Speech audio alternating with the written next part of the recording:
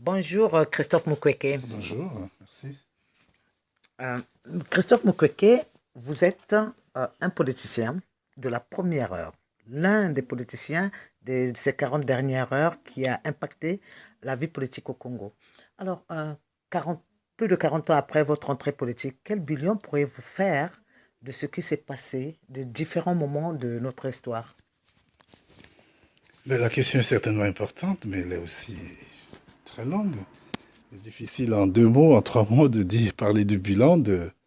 Là, vous voyez, nous venons de célébrer les 55 ans d'indépendance de notre pays. Et vous parlez de 40 ans, c'est pas si loin que ça. Bon, je crois en ce qui me concerne, je pense que je dois dire que la question qui devait se poser, c'est de savoir, venons de célébrer les 55 ans d'indépendance. Est-ce que nous pensons que nous avons vraiment travaillé, disons, toute l'élite politique congolaise, et les générations qui se sont succédées et qui ont géré ce pays? Est-ce que nous Ça pensons... revient au bilan. Oui, ça revient au bilan. Est-ce que nous avons atteint des objectifs honorables? Est-ce que nous avons aidé notre peuple? Est-ce que nous avons amélioré ses conditions de vie? Je crois que sans être trop dur, trop sévère, je peux dire que le bilan est négatif. Le bilan est négatif parce que si l'on compare nos discours au cours de ces 40 dernières années, nos discours, où nous avons dit beaucoup de choses, où nous avons promis beaucoup de choses, et le peuple a attendu cela, je peux dire qu'on est loin d'avoir atteint même 50% de nos promesses. Ce qui fait que il est resté tout le temps un fossé entre le discours et la pratique, entre le discours et les résultats. Donc, on peut dire que l'élite politique qui s'est succédée à la tête de notre pays n'a pas fait preuve d'engagement sérieux, de responsabilité. Je pense qu'on ne s'est pas comporté comme des gens qui sont venus là pour servir. Par moments, on a eu l'impression que la politique, ce n'est pas pour servir, mais pour se servir. Et d'ailleurs, on le vit aujourd'hui, si vous regardez comment l'équipe qui dirige actuellement depuis 1997, après donc le renversement du président Pascal Lissouba, Sassou Nguesso et toute son équipe, si vous voyez ce qu'ils font aujourd'hui.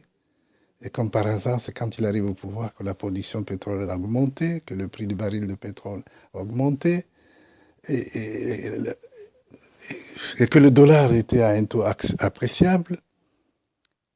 Et le pays s'est doté des moyens financiers importants. On a dépassé les 4 000 milliards à un moment donné. Bon, c'est vrai, on pourra parler de ce fameux programme actuel avec la municipalisation accélérée, mais je peux dire que c'est un échec.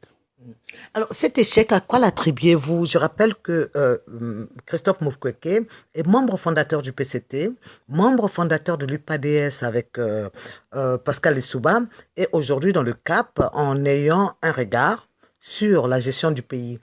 À qui pourrait-on attribuer cette responsabilité de l'échec? Écoutez, si nous parlons de bilan sur une longue période, on ne peut pas confier la responsabilité à une seule partie des gens. Il y a d'abord la responsabilité collective, d'ensemble de toute la classe politique qui est venue, qui a dirigé ce pays depuis ces dernières années. Mais l'on peut quand même, cependant, regarder que sur les 55 ans d'indépendance, il y a quelqu'un qui tout seul a 32 ans. Enfin, en 2016, il aura 32 ans, 31 ans au moment où nous parlons. C'est une grande responsabilité.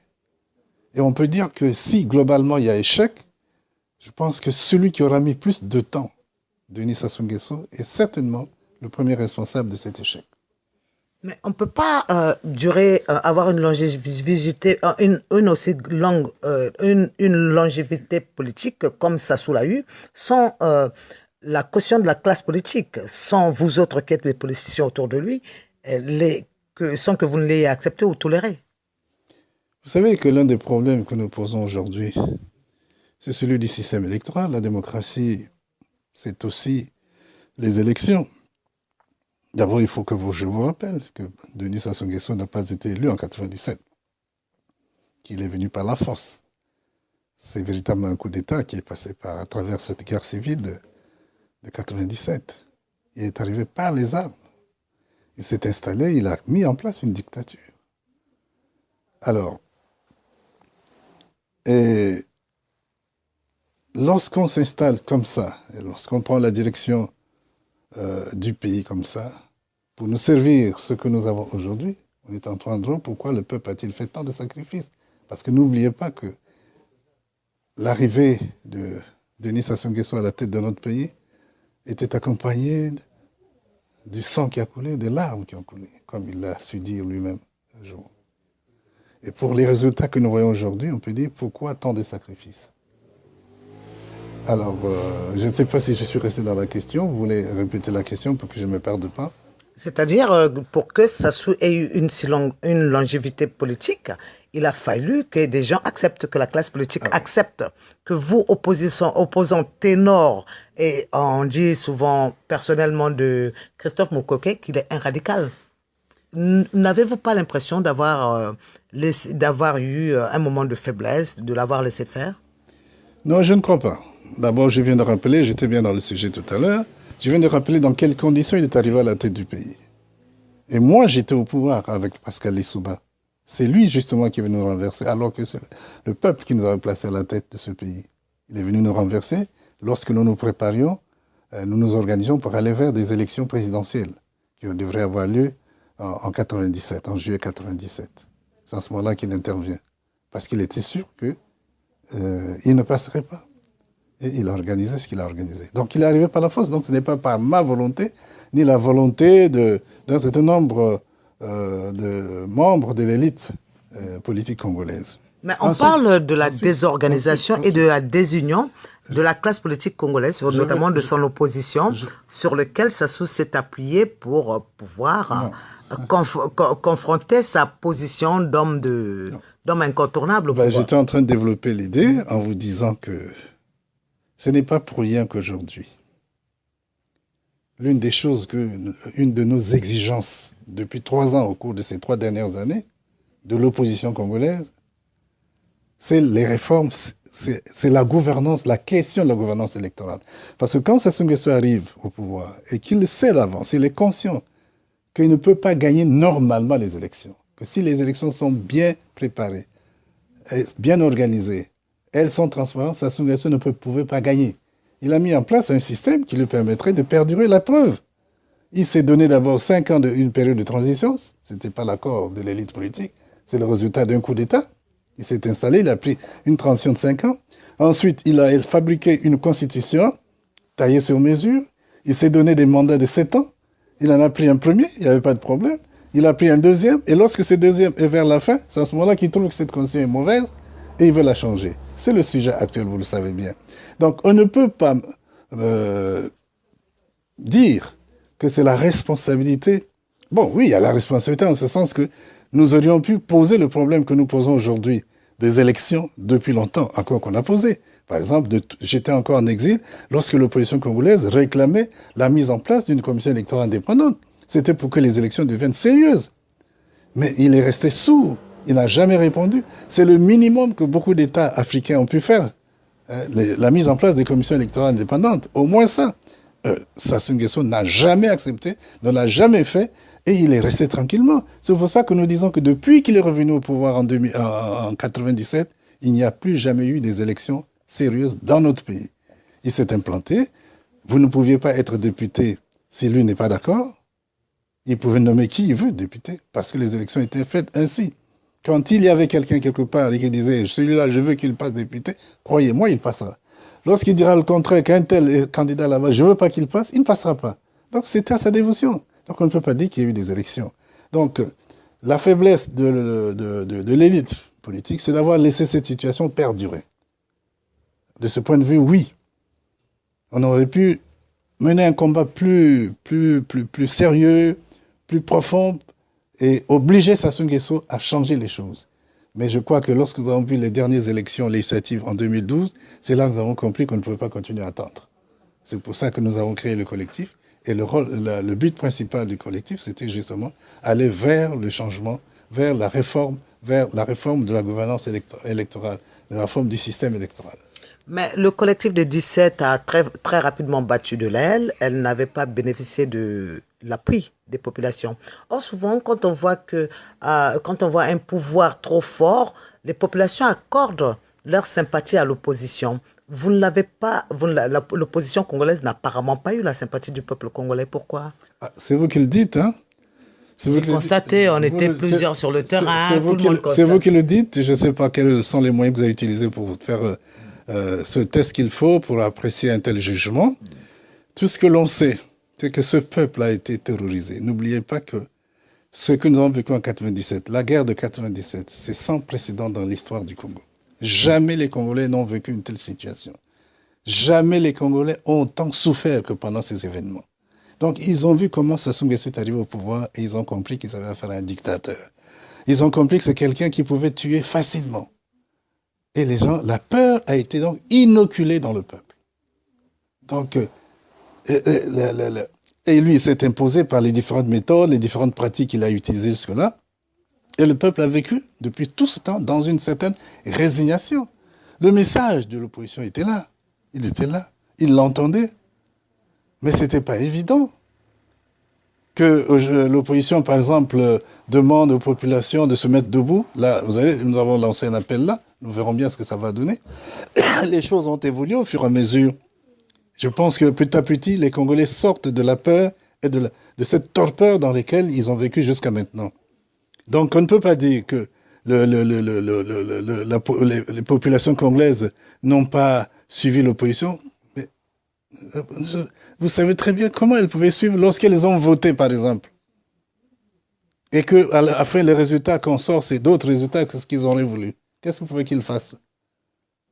Donc, voilà le problème. Donc, on ne peut pas dire que le peuple congolais, non, le peuple, c'est vrai, a vécu dans une certaine raison. C'est-à-dire, s'est laissé faire, accepter cette situation, sans y croire.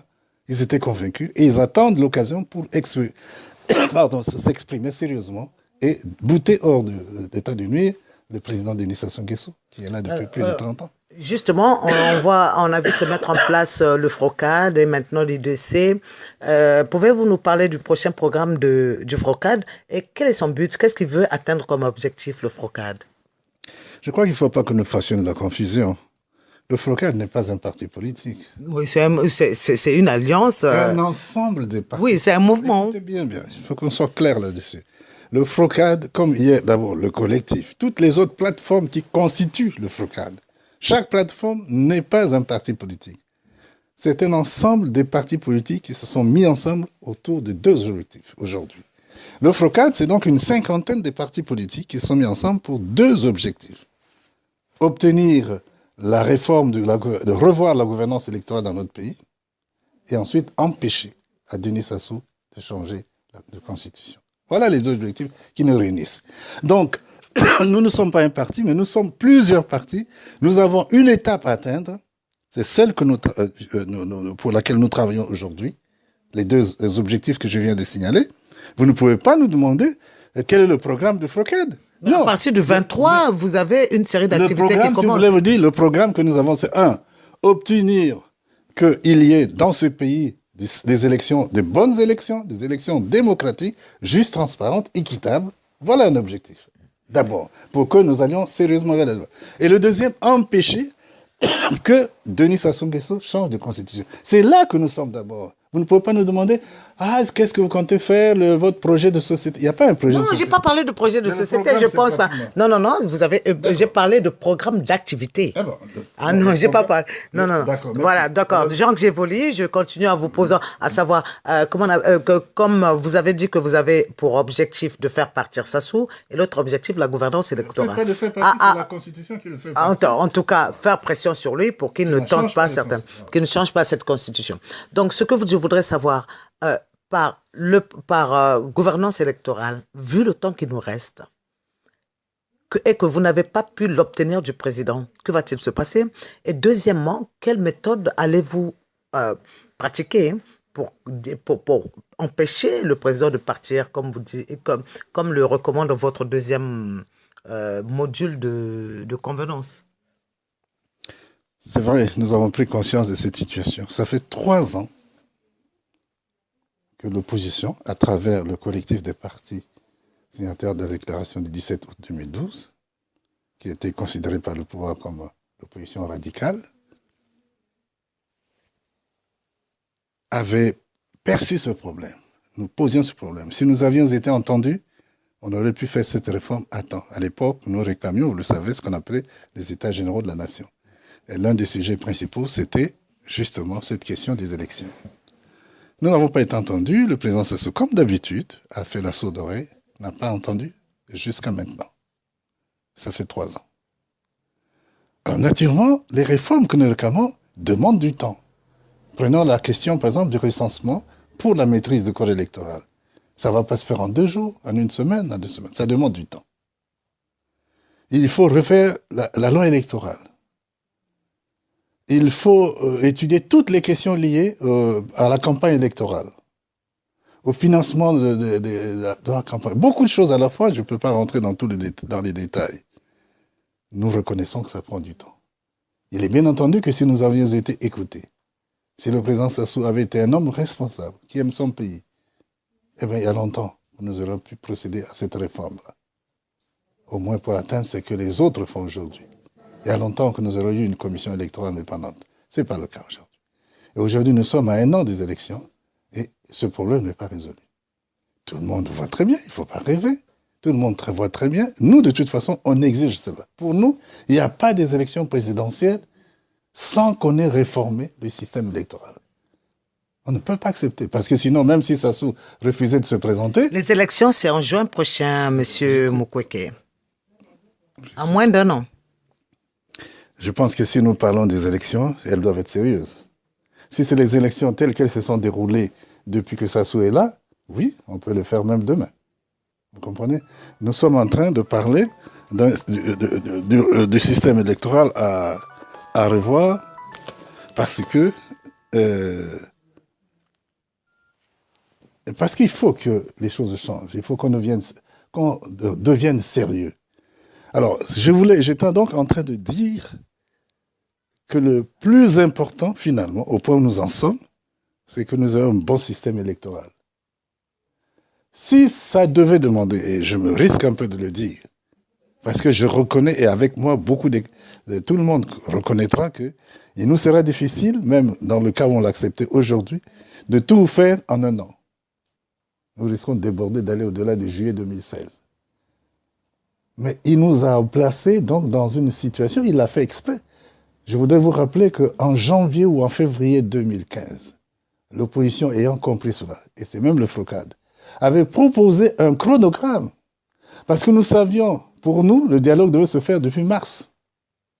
Et nous pensions qu'à partir de là, on avait suffisamment de temps, il y avait beaucoup de choses. Il y avait un chronogramme qui aurait pu nous permettre justement de respecter la date constitutionnelle de l'élection présidentielle. Et lui, il a fait exprès, parce qu'il savait qu'il va arriver un moment où il sera difficile de faire ce que nous demandons dans le temps qui nous resterait.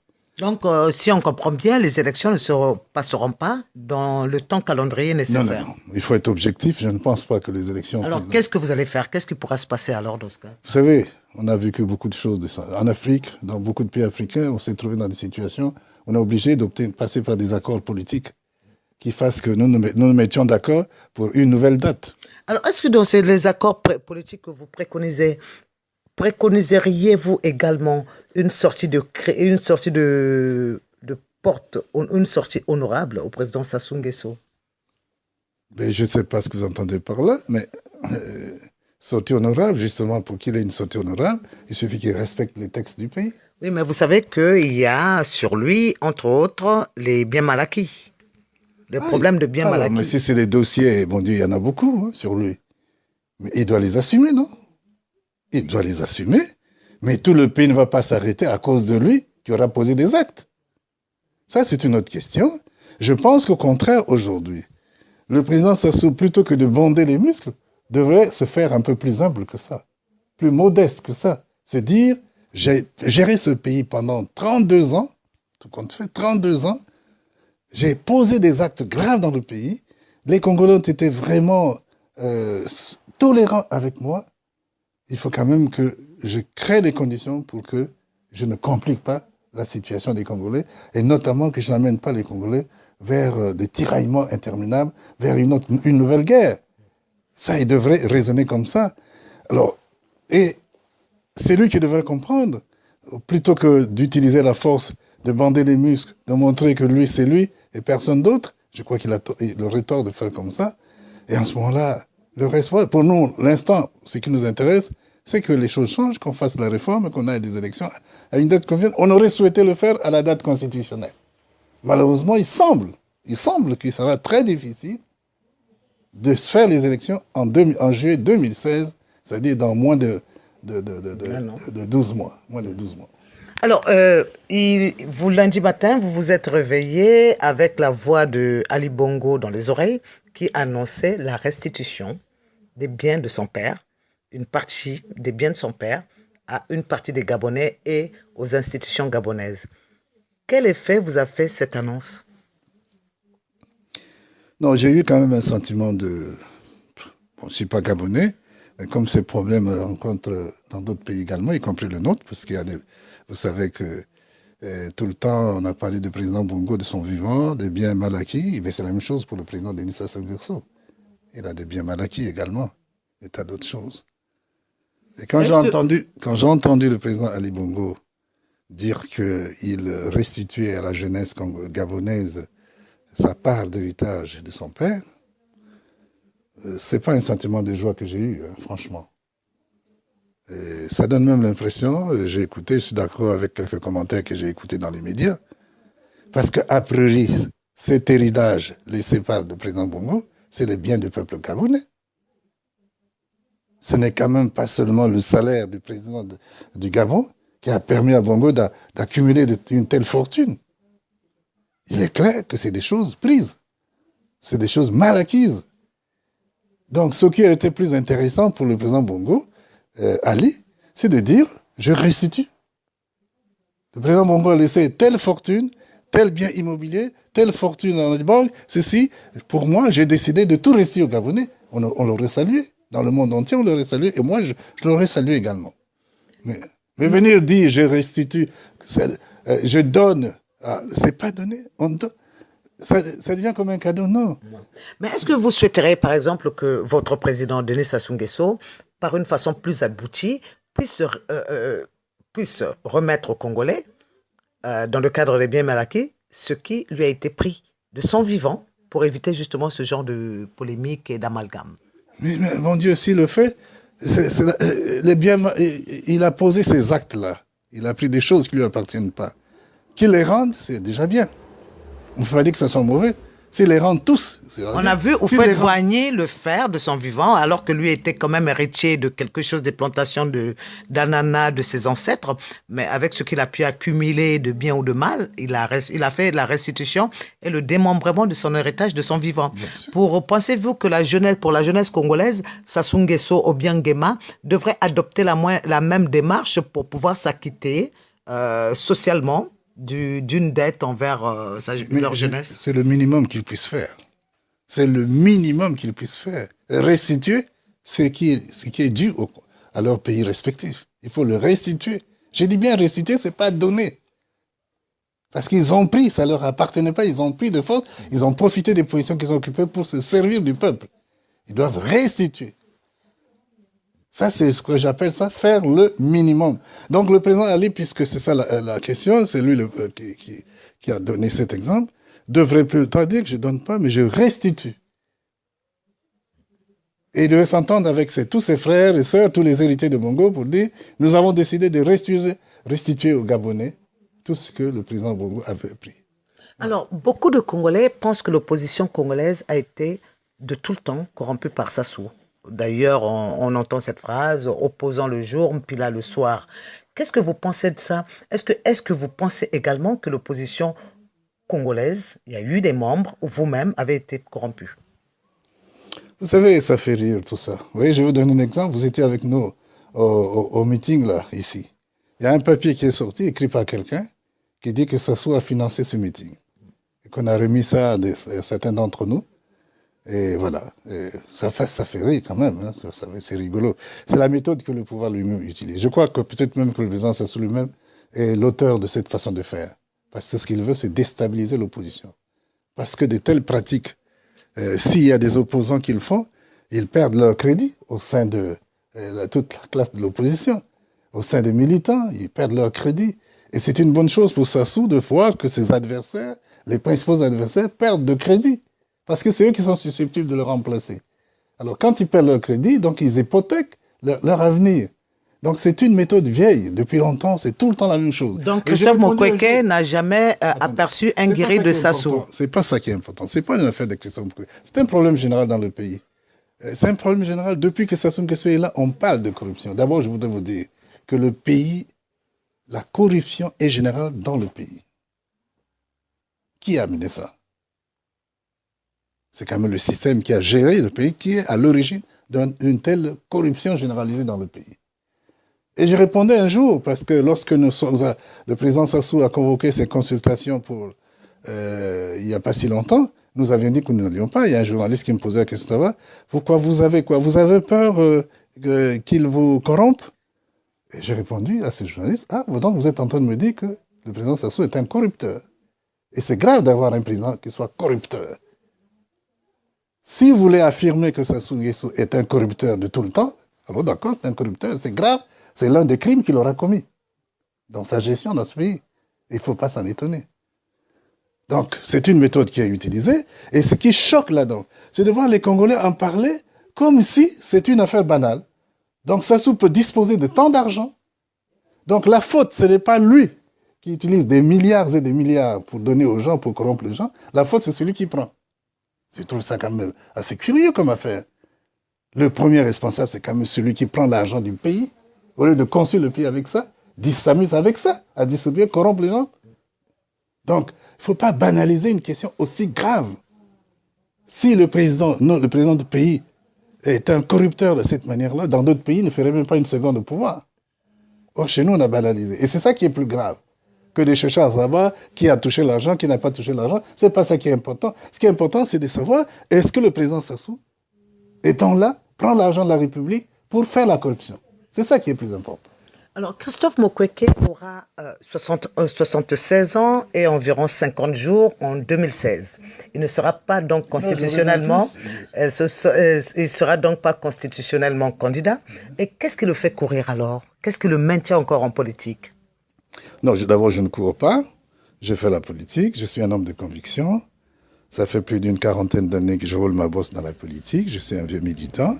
J'ai des convictions auxquelles je crois. Je pense que lorsqu'on contribue à la vie politique d'un pays, ce n'est pas forcément pour à s'attendre à des postes de responsabilité, ministre, président, premier ministre. Non, on est en politique, on apporte une certaine contribution pour que les choses aillent le mieux possible.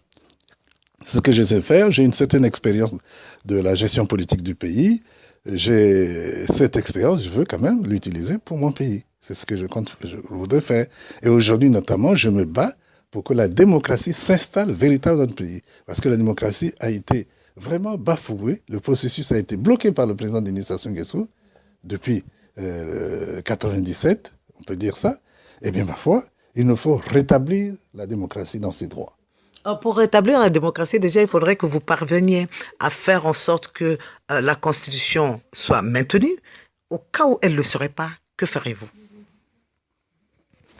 Bon, d'abord, il faut dire que la démocratie, ce n'est pas seulement la Constitution, c'est un aspect de la Constitution.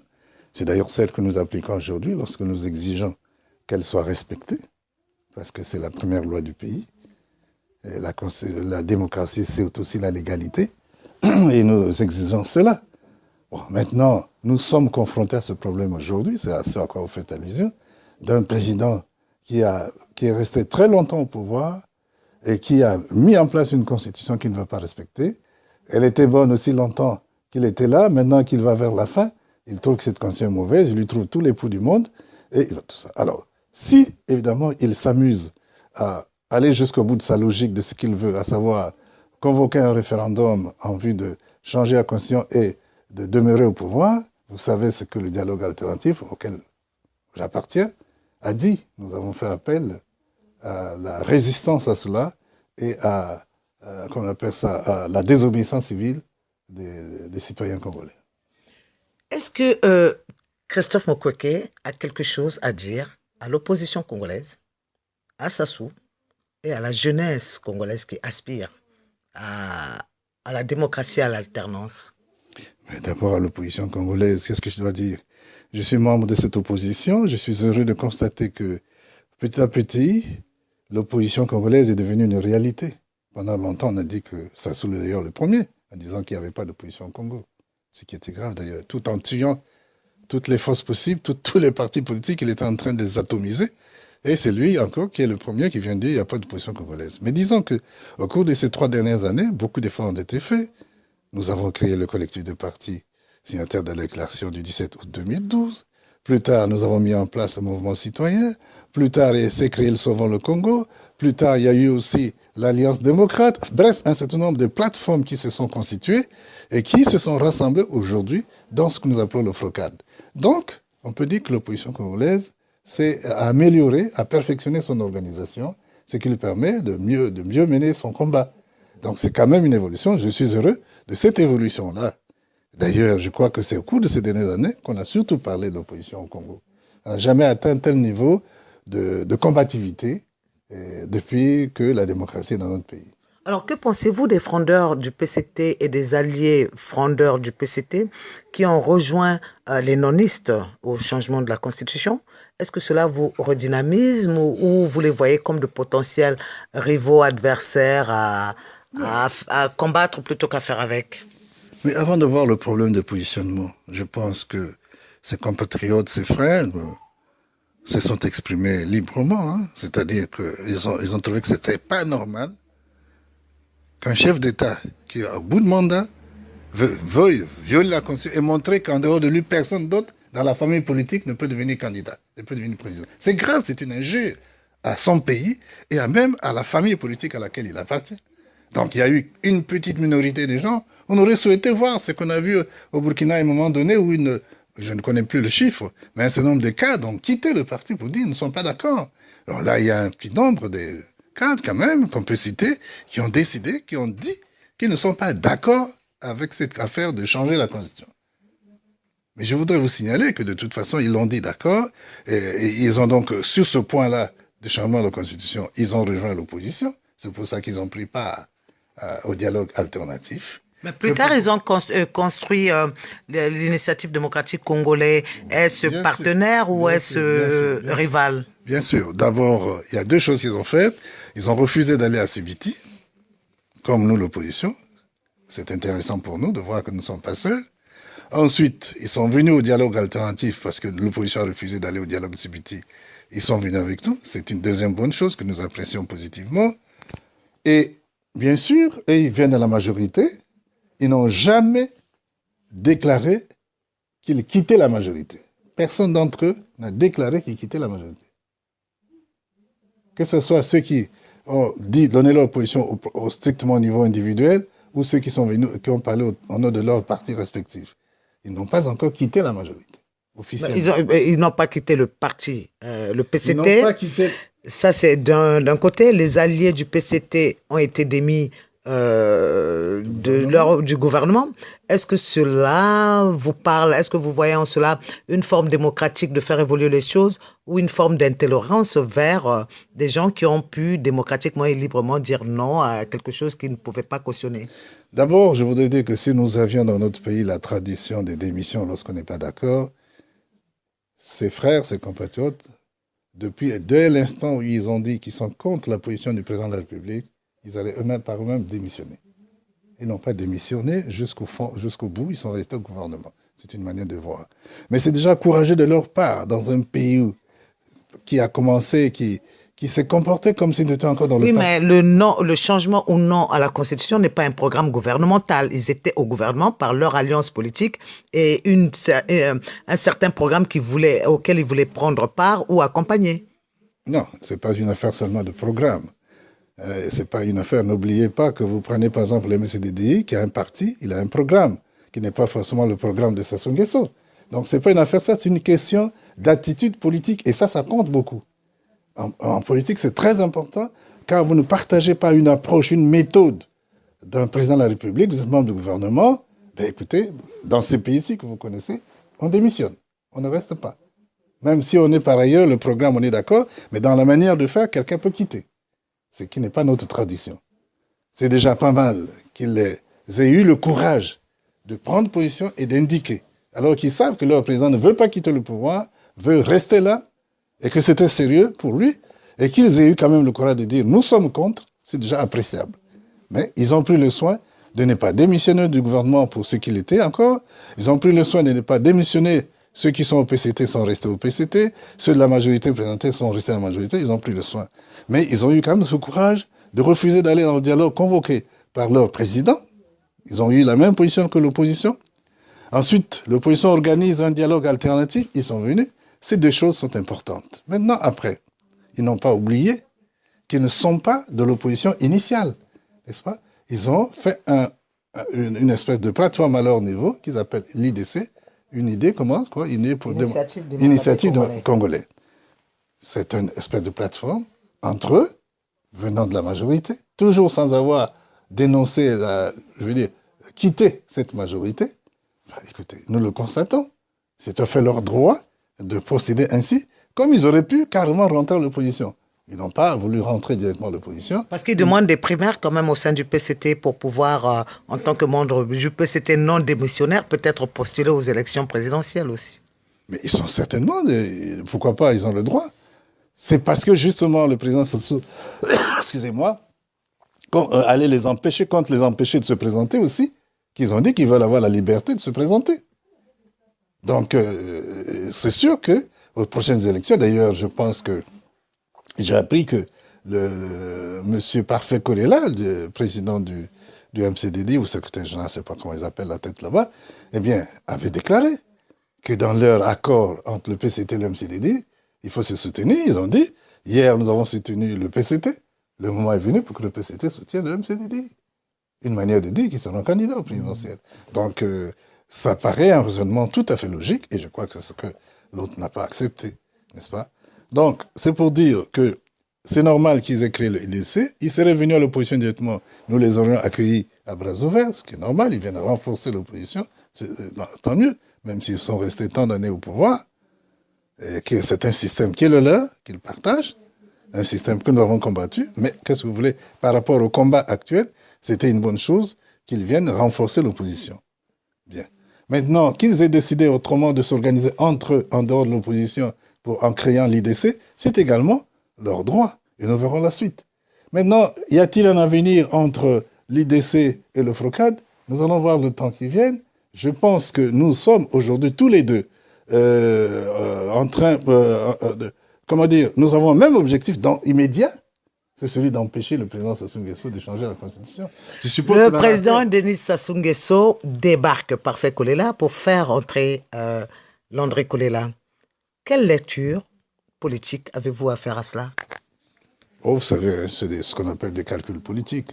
En politique, on dit parfois c'est de bonne guerre de déstabiliser son adversaire. Mais ça fait quand même un fait vicieux de sa part de se comporter comme ça. Il y a un parti qui s'appelle le MCDDI qui est dirigé par quelqu'un qui s'appelle Parfait Kolela. Et comme ce Parfait Kolela n'est pas d'accord avec lui, ce qu'il fait, c'est d'encourager, d'atomiser le parti, et le couper en morceaux, comme il a fait pour d'autres. Hein. Vous savez, c'est pas la première fois. On a vu tous les grands partis du pays ont été atomisés. C'est lui qui l'a fait. Le RDPS, on a vécu ça. L'UPADES, on a vécu ça. Le MCDD le vit aujourd'hui. Et bien d'autres, on peut multiplier les exemples. Vous l'avez vécu et accepté? Qu'est-ce qu'on appelle accepter? Quand quelqu'un vient vous poignarder, vous pensez, quand vous êtes poignardé, vous avez accepté? Non, vous n'êtes pas forcément accepté. Vous avez subi, mais vous n'avez pas accepté. Donc, c'est pour dire que pour revenir à la question de l'IDC et le FROCAD, pour le moment, nous sommes embarqués dans un même bateau pour un objectif précis. Tant mieux, si c'est mieux que nous soyons ensemble. Par exemple, lorsque nous appelons à la résistance et à la désobéissance, je crois qu'ils sont concernés par cette idée. Et demain, s'il faut mettre le peuple dans la rue, c'est avec eux que nous le ferons, j'espère. Voilà, par exemple. Mais c'est important, d'abord, à ce stade. Maintenant, la suite, nous verrons. Christophe Mukwege, enseignant de carrière, donc pédagogue. Quelle pédagogie politique pour le Congo de demain, selon vous? Oh, c'est compliqué comme question. Quelle pédagogie pour le Congo, bon Dieu.